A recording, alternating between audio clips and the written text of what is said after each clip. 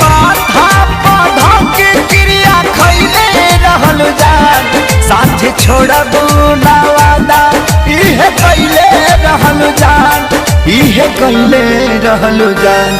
उनके आंसू तू ए जान, उनके आंसू तू रुला जइबू का हो, शादी होते जान भुला जइबू का हो, हमरा खूंटा से खुला जइबू का हो, शादी होते जान भुला जइबू का हो।